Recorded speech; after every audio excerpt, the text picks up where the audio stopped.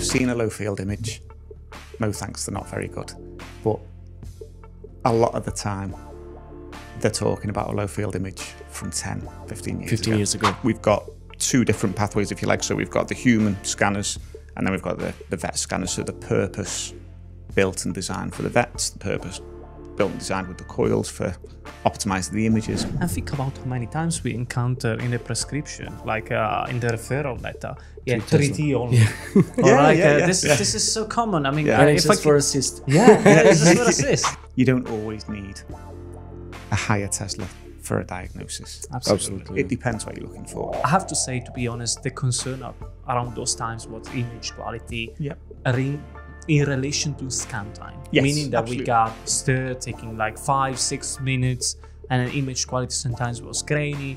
But you mentioned that there has been a big upgrade. I want to ask you, what are these changes? Is it because of AI? Like you said before, these scanners aren't the right solution for every situation. Absolutely. How many times for a knee scan you got patients that say, oh, do I really need to go inside? Actually, you could have that scanner here. Yeah, In this probably room, could. right? Yeah, We have different wavelengths from the 1.5, the 3 Tesla, and then the lower field. So we have to be careful with the size of the implants as well. Regardless of how high the field strength goes, I think there will always be the market for our type of scanners because of the advantages that they do bring. If you're speaking to anybody and you say, well, why don't you do it this way, or why don't we try this? And they say, that's the way it's always, we've always done it this way. For me, personally, when we install in sites that have got existing scanners, I always say, treat it exactly the same as your other scanners.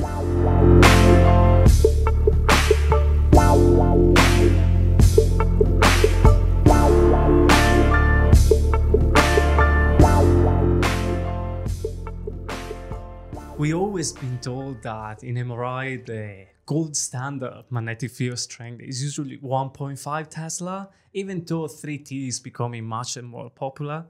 However, lately we can see there is this kind of like fresh new attention towards some alternatives like lower field strength, like 0.2, 0.4. And I think we are very lucky to have you here, because I think this is something we would like to explore more. We know a bit, but we would like, to give what are the reasons behind this new trend.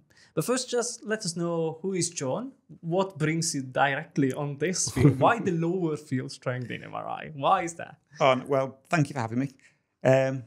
I was an MR radiographer from about 2008 and got involved with low field MRI as a customer originally.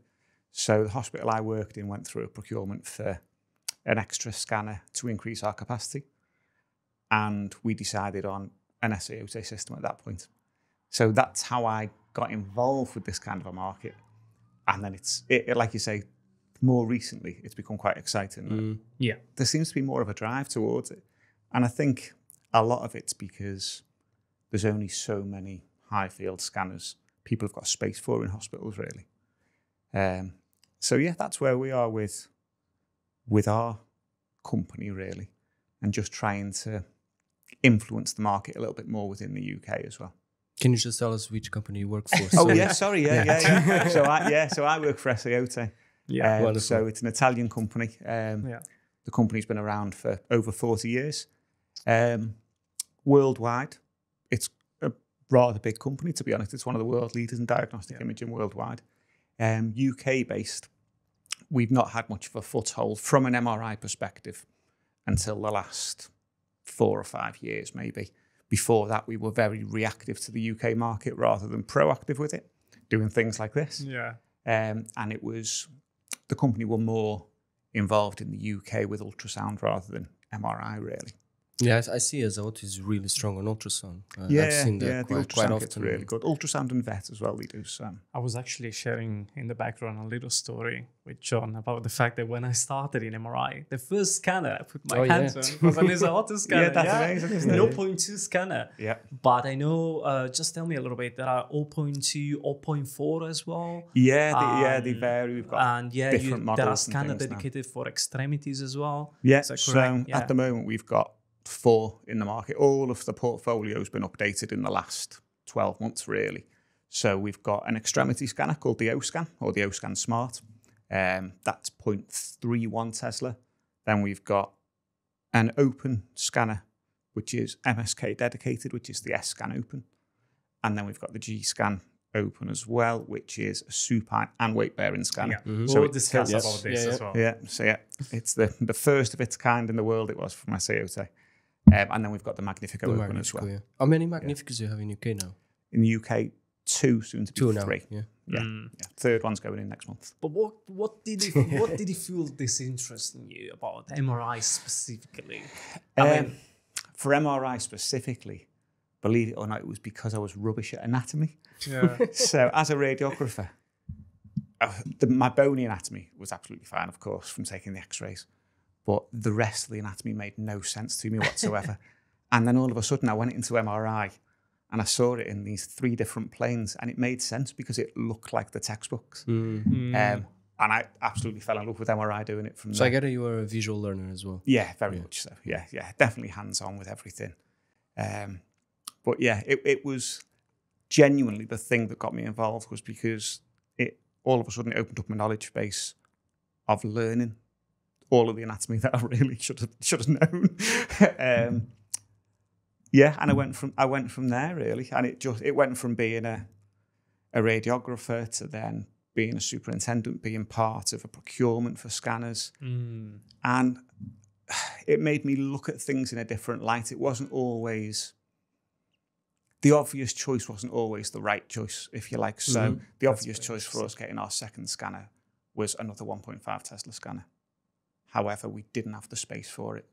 So it was either we stopped at that point and the waiting list kept on backing up for us in the trust, or we looked outside the box at something. And that's what we did. And that's where the Esaote scanner came in. And a lot of it was down to access to imaging for patients. It used to really frustrate me that within NHS, there's such a drive on waiting times, and it's geared towards urgent patients, urgent suspected cancer patients, as it should be. But it meant that all of the MSK things were just get behind. Yeah, they go to the bottom of the pile all the time. Exactly. And they might not be life or death, but they are life and death to that patient that's at the end of it. That's very true. And it was increasing the imaging availability to those guys. And it's like the worst day of your life is the worst day of your life. Yeah, absolutely. So there's no comparison to other people. No, and it's irrelevant from the other people's point of view. Patients have different perspectives. Whatever might be relevant to me, for someone else, it's like, oh, this is the end of the world. I really need my scan, otherwise I might not cope with it. Yeah. It's like if you've got a really energetic elderly person, if you like, then all of a sudden the back goes, they can't do anything for months at a time. And they might never get that mobility back. It's or life-changing. Yeah, it's life-changing. Yeah. Whereas if they get access to imaging earlier, all of a sudden they can get treated earlier, rehabilitated earlier, and they might get everything back and be able to carry on that quality of life they were used to instead. So and that's the way I see it, for Esaote and your scanners that I've seen, which they are amazing, is it's the same for remote scanning. It's not for the ones who want it, it's for the ones who need it. And I believe Esaote scan is exactly the same thing. It's for the ones who need it. If we're running cardiac service, we're not going to think about an open scanner. Exactly. Right? But if we have an MSK clinic that is very heavy in the workload and we need more patients to go through those scanners as soon as possible, Esaote is the scanner to go. Yeah. So I think there's a huge market for the open fields in general. Absolutely. And Esaote, I think it's paving their way, which I believe it's a great way to do it. Yeah, I think a lot of the time it's a very cost-effective way of expanding your capacity. So I get asked quite often, why, if I want another MRI scanner, why wouldn't I buy another whole body 1.5 system instead? And the key is, by having the extremity scanner, for example, that frees up a massive amount of workload on their existing scanners. So that's the new scanner. It's not a new scanner as in it's a brand new spot, but that's the new capacity that they've raised by shifting the work across. And it's cost a fraction of the price. Yeah, there you go. There's two things I want to mention. There is the sustainability of it, which is a point that we're going to touch upon. Yeah. And I think the fact that you were saying that as well, that we can just move a certain amount of patients or that type of patients away, because let's say if we're doing knees, we can't do a cardiac. We can't do the cancer patient that you're saying is urgent absolutely, because we're doing a foot, Yes. right? If we move those patients away, and of course we can do it in way smaller rooms with way better safety for those patients as well, we can optimize the other scanner. Yes. And I think that's one of the things that people don't see as often. No. So my that's question very to true. you is, what is the major pushback that you get from companies when you try to bring to them this exact option, which will basically improve their services? The main thing is you get told, I've seen a low field image. No thanks, they're not very good. But a lot of the time, they're talking about a low field image from 10, 15 years ago. When they first came onto the market. Yeah. And the technology and the sequence design and everything behind the systems now is totally different. And we see loads of companies going in the low field direction. Absolutely, yeah. It's not Siemens just have opened Esaote, we have with the Fujifilm, Freemax. we have Freemax in Siemens, we Yeah. have other companies, Hyperfine doing the mobile brain scanner. Absolutely. So we're going towards the low field direction as well. Yeah. So this brings me to the Tesla wars, right? Exactly. Yeah, that's it.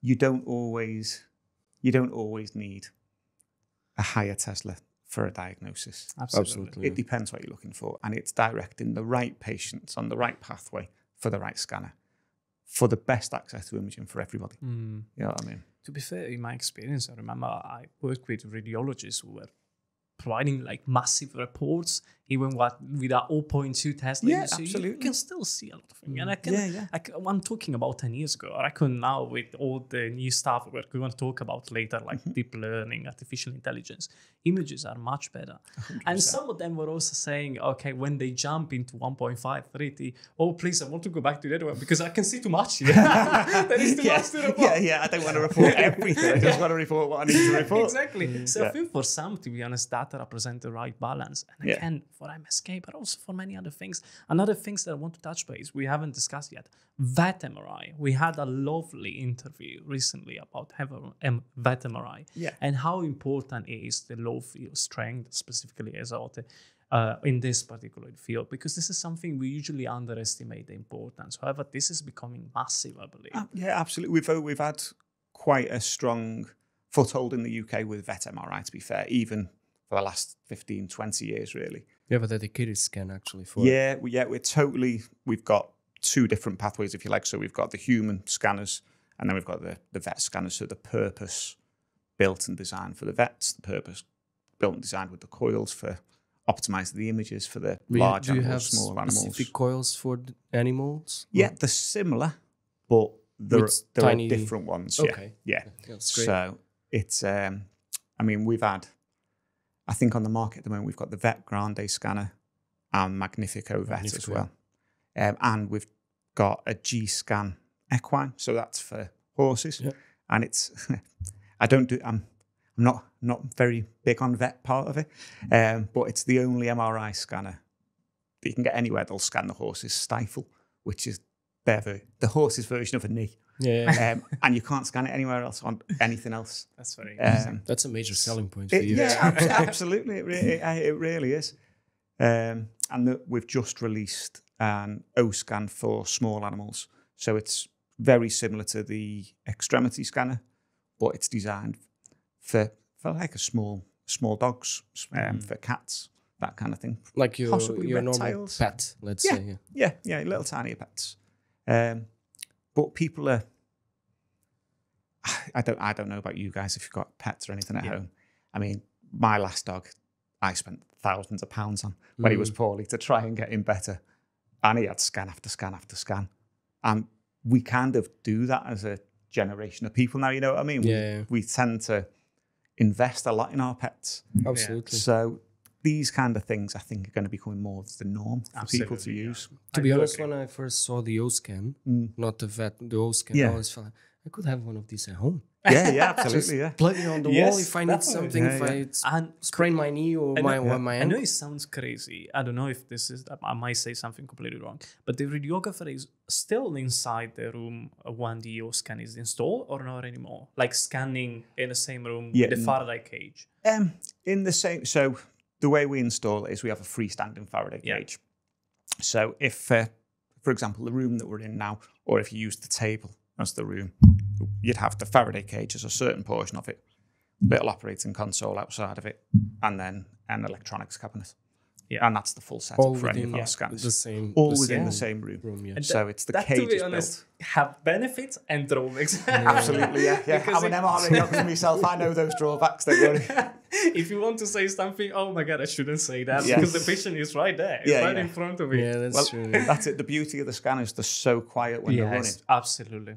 But like you say, it's got drawbacks because you can't particularly talk because these open RF cages are just perforated metal. So any sound that's outside it's the truly cage open. It's truly open. It's a true open experience. It's not just the scanner, it's the whole environment. Absolutely. And patients tend to really like it because of that, because it's much less anxiety inducing for them.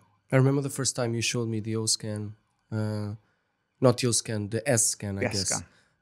And I went into the room and I saw the Faraday cage and the scanner and the console, and I was like, okay, this is a bit weird because I've never worked in that environment. Absolutely, but then it makes total sense, and you're closer to your patient as well. Yes. So it brings that proximity to your patient care. Exactly. Because you're right next to it. Absolutely. You're right next to your patient. So if they need anything, it's literally getting up off the chair. And you are with your patient. Yeah. And joking aside, because of it being open, that communication you can have with them really helps a lot of patients. Yeah. It's massive. And I mean, the actual sequences when they're running, it's almost like an air conditioning system. It's like, it's just ambient noise in the background. So patients actually find it quite therapeutic and relaxing going through it.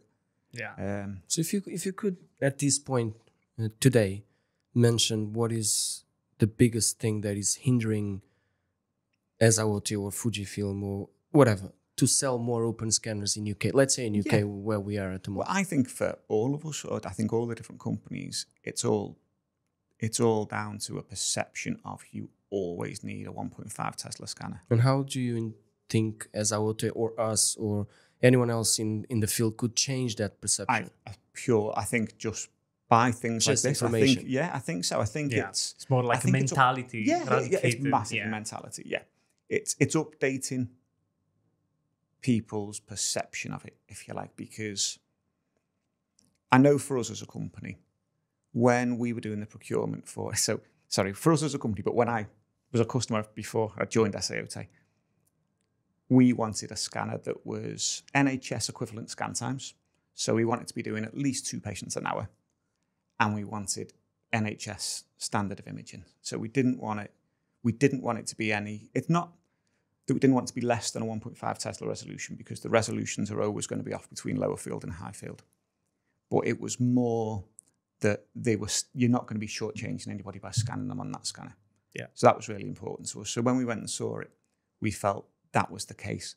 And a lot of it was down to, it's called the EXP platform. Oh, I was going to touch on that. EXP there technology, you go. right? So that was a software development that Esaote did in about 2015, I think. I thought it was quite recent. No.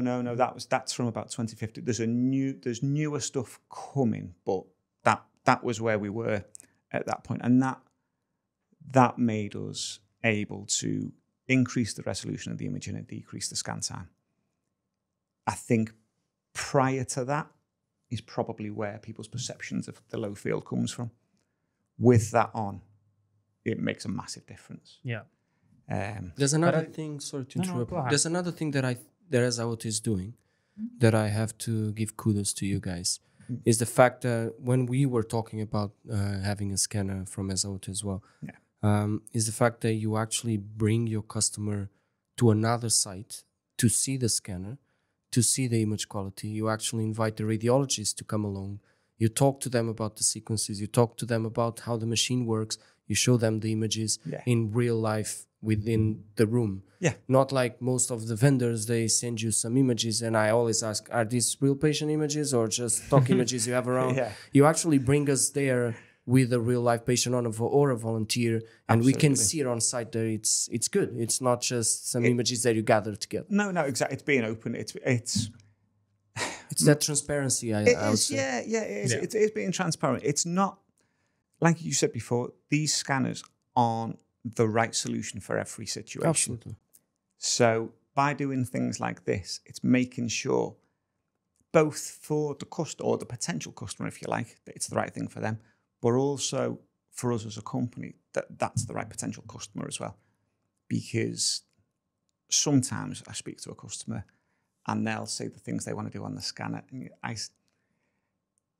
say, to be honest, it's not really the scanner for you then. If you want to be doing this kind of thing, or if you want to be doing that, you really need to look at this vendor, or this vendor. Because as nice as it'd be to have a sale with that customer, it wouldn't work for anybody because the scanner would never be doing what they wanted it to be doing initially.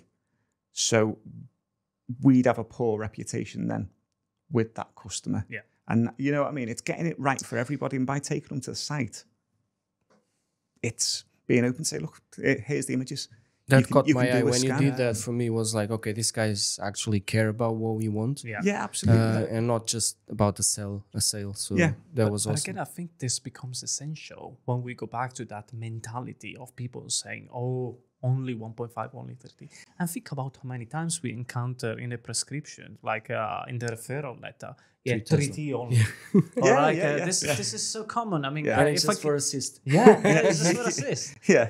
But it's a lovely system. I have encountered referral that they have pre-filled like clinical context or whatever, say there is split and everything, and at the end 3T only. So imagine you already cut like a portion of patients that might have a legitimate scan, perhaps quicker, in a scanner with a different magnetic field strength. Absolutely. And also, I would say, let's not underestimate the patient experience. You touched base on that, and by the way, we just have this lovely event on the 17th September. We got an international. That was a nice segue. Huh? Yeah, there you go. yes, I got the opportunity. So everyone connect is for free. So do not miss that. But again, patient experience. So how nice is for those patients? How many times for a knee scan you got patients that say, "Oh, do I really need to go inside?" And then compliance say, "Yeah," I will tell you, "But you're just at the entrance." I will say, "Yeah, but still, do I really need to go inside?" It's the environment. I think it's the whole environment. Yeah.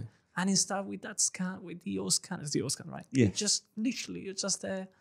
And to be honest, some radiographers also take pleasure from having a chat with patients. It's not just, you just want to say, you crack on, you do your stuff. Yeah. Sometimes we want to have a genuine chat. And I think there are some positives of having this kind of contact with the patient as well. It's, I mean, the openness of it, patients, it seems since COVID, there's been and like you guys work clinically still. Maybe you found it as well, but there seems to be more anxiety, more angst from patients with claustrophobia, with everything since COVID. Human contact in general. Yeah. You know what I mean? They don't like a hospital experience. They don't want to be in a hospital. They're scared of a lot more than they used to be within the hospital.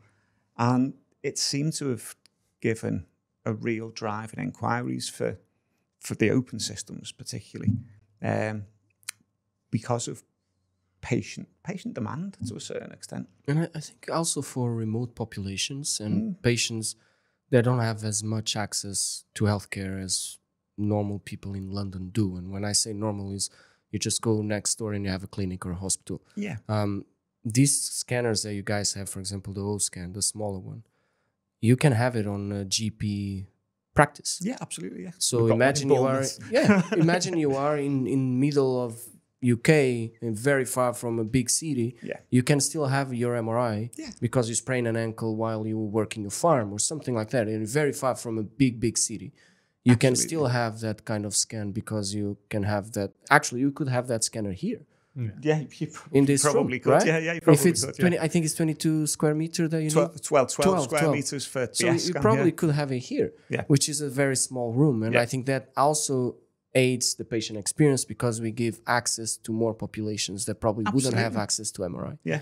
And it's all things like, it sounds stupid, doesn't it? But the travel time for patients. If somebody's got to travel 2.5 hours and then they've got to find parking at a hospital site, they're already fraught before they go into MRI and they're going into the tunnel or the coffin that the friends told me it's like. yeah. And afraid of the diagnosis Exactly. as well. Yeah, absolutely. I can tell you, as a radiographer with almost 5-6 years of experience in a low field strength MRI, I would prefer 100 times to have my MRI in a lower field strength, but in the next 7 days, rather than wait 3 months and get it on a 3T. Yeah. But that for sure, 100%. Because I've seen, and again, I'm part of that portion of radiographers who work with the 2014 scanners. And now you mentioned that you might have new tools. And I want to ask you, I have to say, to be honest, the concern around those times was image quality. Yep. In relation to scan time, yes, meaning that absolutely. we got stir taking like 5-6 minutes, and an image quality sometimes was grainy. But you mentioned that there has been a big upgrade. I want to ask you, what are these changes? Is it because of AI? You already mentioned there is a new completely. So the change, the EXP technology, that wasn't so much AI. That was more, I think it's compressed sense technology on it. Yeah. And that's made a massive impact to those things, really. It's like we have got further things in development that I'm not allowed to talk about, really. That's fine. We can forgive but, you. Yeah, but there will be more things coming within the future because we've updated all of the scanner portfolio within the last year. So it's entirely new. They've all been built so that any software advances we do, they're all going to be able to go on to it. Our last generation of scanners, they might be able to go on to, they might not. It depends on the development of it. But we're future-proofing the entire portfolio of scanners, basically. If I'm not asking too much, can you share some parameters, let's say, of like standard sequence of need that you say, oh, actually, we managed to achieve this in this amount of time, like good image quality with this slice thickness and this. Yeah. My rule of thumb with our systems is to bridge the gap with the resolution is each sequence you're looking at possibly a minute longer than you'd expect on 1.5 Tesla. Okay. And probably 0.5 millimeter or 1 millimeter thicker slice thickness. Okay, this is very interesting. So it goes up a little bit and gives you a signal boost, and it decreases your scan time a little bit. So that's how we kind of get around it. And that allows us to get a better standard of imaging, if you like. So we sometimes go to a new install and they'll say, this is our protocols from the 1.5 Tesla. Can you match them? And you're like, of course we can, but they're not going to look like that because from a science and physics perspective, they're two totally different things. You've got one that's 1.5 Tesla, one that's 0.4 Tesla. They don't overlap. We can match it so it's the same slice thickness and everything like that, but you'll have your increase in scan time. Even 1.5 to another 1.5, if you have a G and then a Z won't match. No. The quality of image is going to be different. Yeah, absolutely. And that's one of the big pushbacks as well. I think radiologists, when they're so used to, let's say, scan on hyperfine, let's say, and then suddenly they get a Siemens scanner and they're like, oh, this is so different. I don't like it. The images are not great. Yeah. Which it's just different. No, that's what you're saying. It's just different. It doesn't mean there is worse or better. It's just different. You find that with a lot of radiologists that they don't want to go to a new MR provider because they always have done it that way. They're used to looking at the Siemens images, so they don't want to go across to the Philips. And so I've worked with a trust fairly recently, and they were heavily one vendor and went to a second vendor. And even though they're the same field strength, they were like, oh no, those images aren't bits.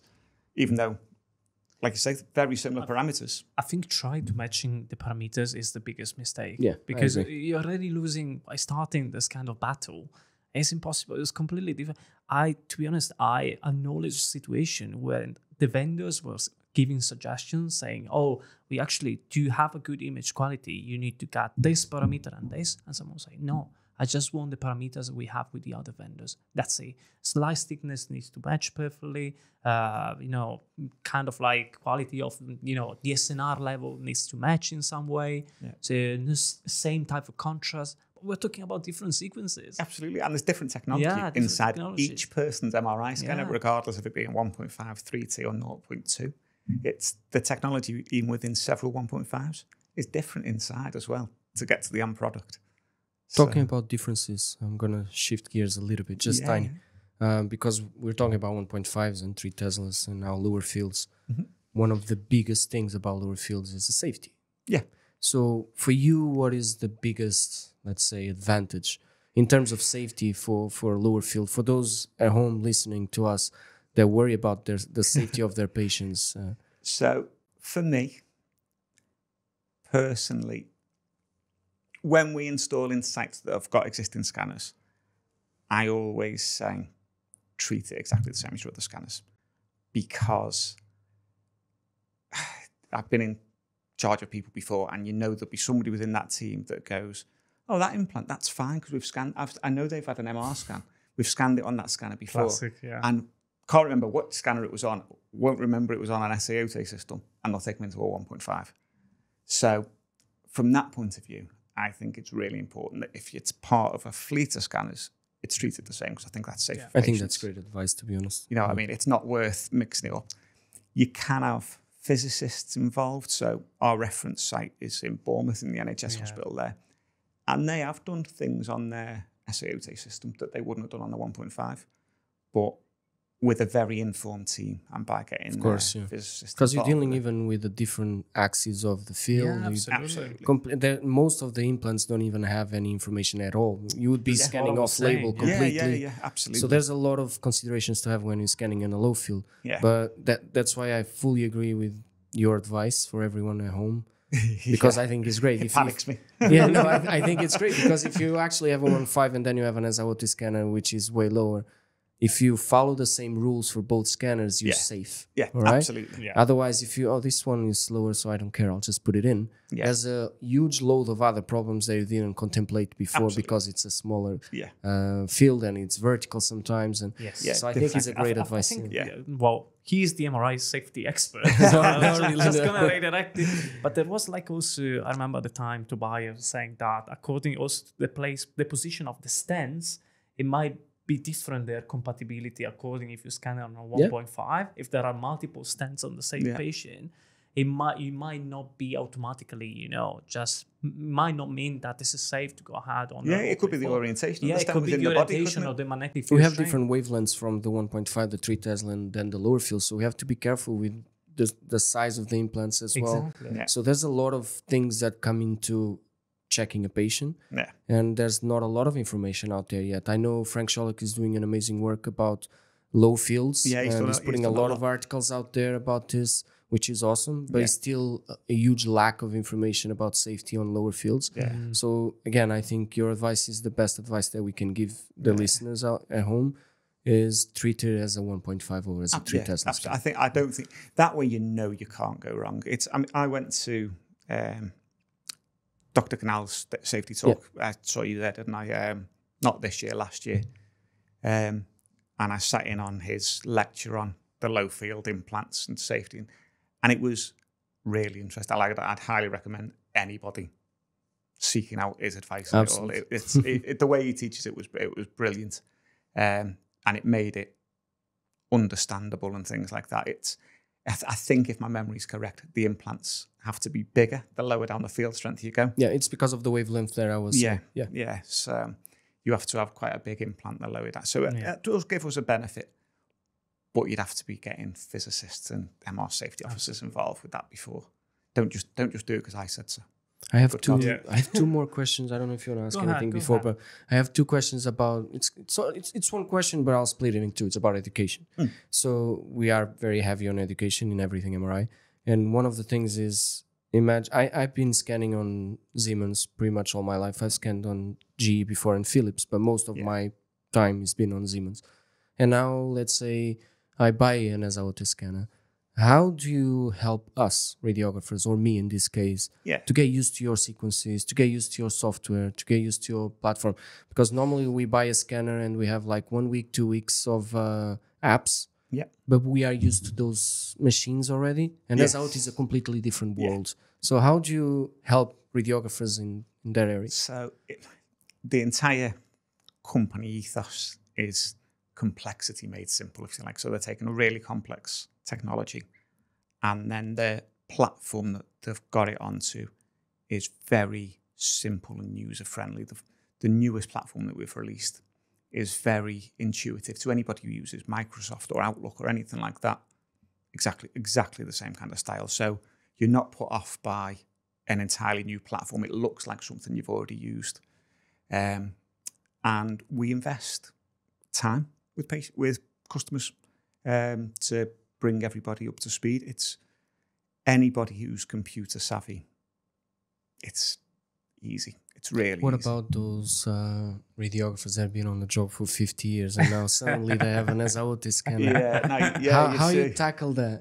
Yeah, that's... I don't want to put you on the spot. To be fair... It's good to think about these things. It depends on the radiographer. Yeah. It depends on the radiographer. Some radiographers... The age doesn't matter. If you want to learn, you want to learn, right? To be fair, starting from the scan, now going to a Siemens NG, I think it sounds very natural. But doing the opposite would be a little bit... Yeah. You almost don't have to do anything with our system, to be honest. We invest such time at the start to get the protocols right and to optimize everything for people that theoretically, unless you have got a patient that you have to adapt your technique with, you shouldn't really have to do much to the imaging. So a lot of the staff I used to work with saw a day on the Esaote scanner. That was their rest day. So maybe after a 12-hour session in CT the day before, they'd go on the Esaote scanner the day after, because it'd be quite chilled out. And the scans, they'd take a bit longer than the 1.5. You were only doing your routine patients, so you weren't having to adapt your technique.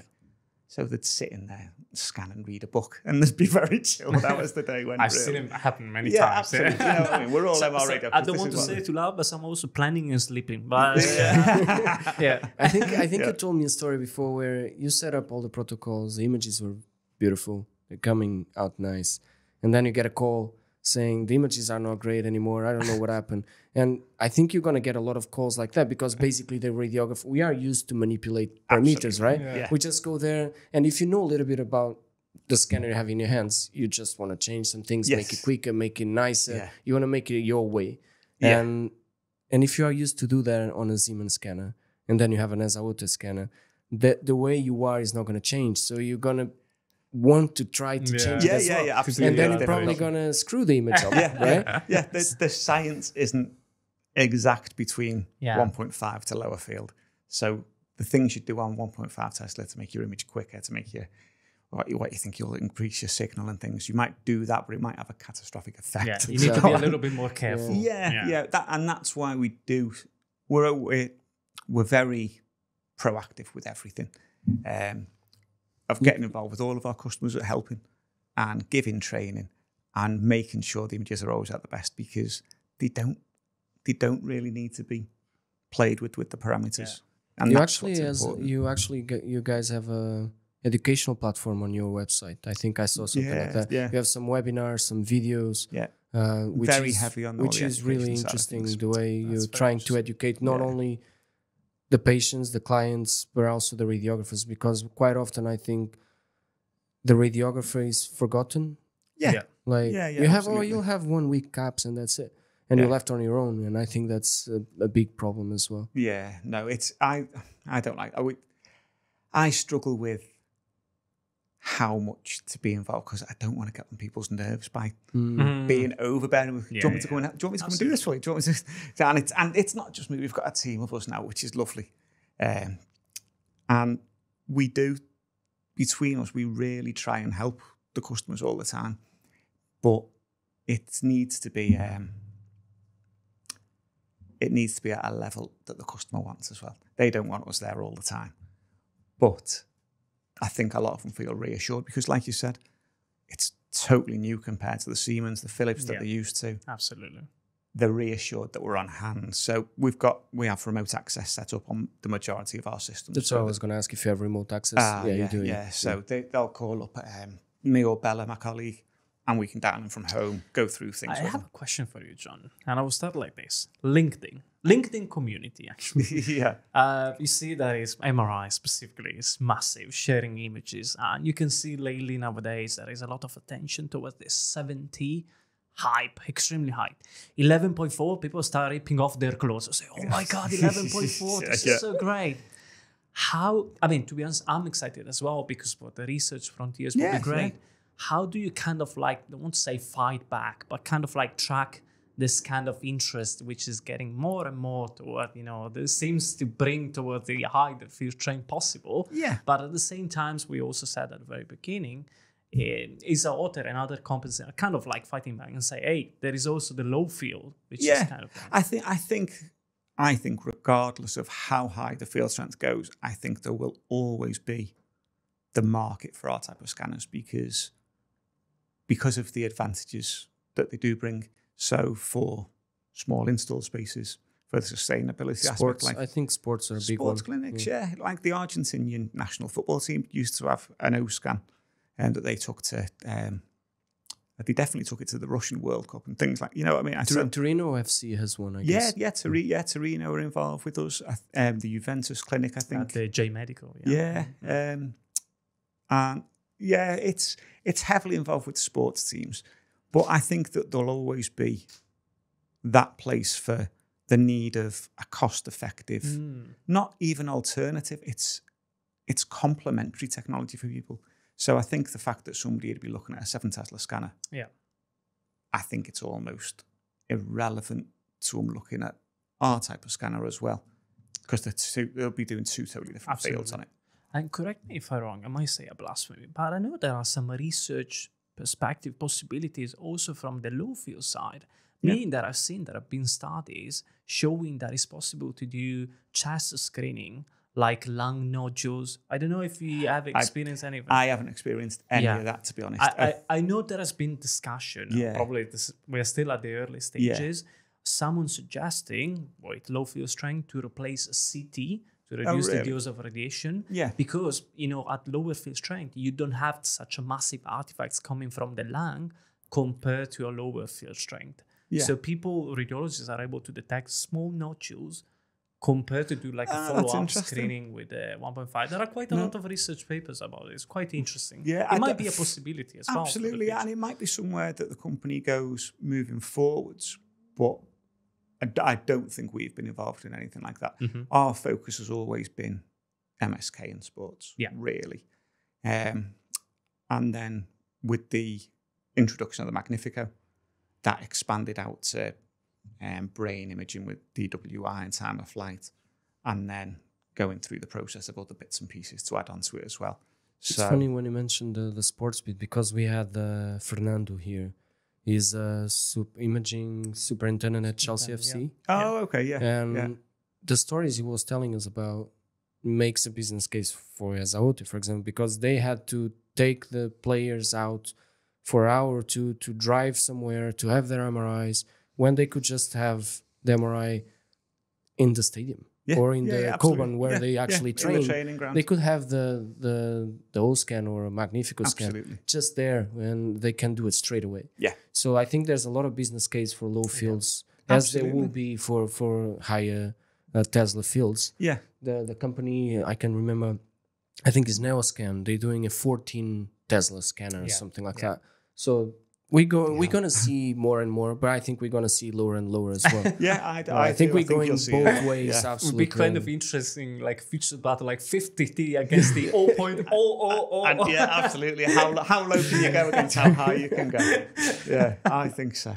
It's gonna be funny. That's why I like to mention the Tesla wars, because we're going in completely different extremes. And of course, the safety concerns on both sides are extreme as well. But as Julian is saying, I think the higher fields will probably be more used for research. I don't know, maybe more neurological research, cardiac, stuff like that. And I think the lower fields are for the day-to-day Joe that needs an MRI now to be able to run the marathon next week or something like that. Like you say, wait 7 days for it instead of waiting 4 I think or it's 5 all months. business case. The backlog. I mean, the backlog of patients that are waiting for their MRI scan. I think they would love to have the scan at 11.4 or like 14T, but they would like to have it as soon as possible. Absolutely. That's the key, isn't it? It's getting people on the scanners. The MRI radiographers, they're under such pressure everywhere that it has a detrimental effect on everybody. It has an effect on the staff, on the management of the staff, and on the patients as well, because if the staff are stressed with the patients going on, then it just heightens the patient's anxiety as well. So, Absolutely. Yeah, I agree. Also, another curiosity that I have is that something you're cooking in the background, something that you say, oh, Esaote definitely was smashing the future because we have this initiative, this one and that one. Yeah, we're hopeful. As a company, over the last couple of years, we've started to reinvest 10% of our profits in research and development. So we are constantly trying to optimize, constantly trying to innovate and come up with new things for the scanners. So there will be plenty of things happening in the future. We're in a nice place for the future because without having to use helium for our scanners, that's not a concern, because that seems to be a concern for the future for a lot of people. So that's one thing that we don't have to worry about at the moment, really. But there'll be a lot of new things coming, I think, over the next 18 to 24 months. I hope so, anyway. Yeah. No pressure to my colleagues in Italy. Great. Great, amazing, fantastic. Nobody's thanks. John, we're almost done with our lovely conversation. We have a question that we ask all of our guests, and the question for you is the same: is why MRI for you? Like when you started and now, why MRI and not something else? Now I think it is this passion for the patients to get them access to the imaging. I especially with working with Esaote as I am, it's trying to beat the drum a little bit for those alternatives out there. And that's not just because I work with Esaote. There are alternatives. It's one of my biggest what's the right word for it? It's bugbears, let's say, is if you're speaking to anybody and you say, well, why don't you do it this way, or why don't we try this? And they say, that's the way we've always done it this way. Marvelous. Doesn't mean you're doing it right. We always go back to that. Yeah, we always go back to this. I hate it. It's my least favourite between. It's the way we've always done it, and that's not my job. Are the two things that those two are the worst. It boils my blood, both of them, because you just think, well, no, but those two attitudes, it's what hinders evolution in general. Absolutely. You know what I mean? It's just because it's different doesn't mean it's bad. Sometimes if you think outside the box, you can drive change and make difference to all patients' lives. And I think that's a massive benefit for everybody, for staff and for patients. So.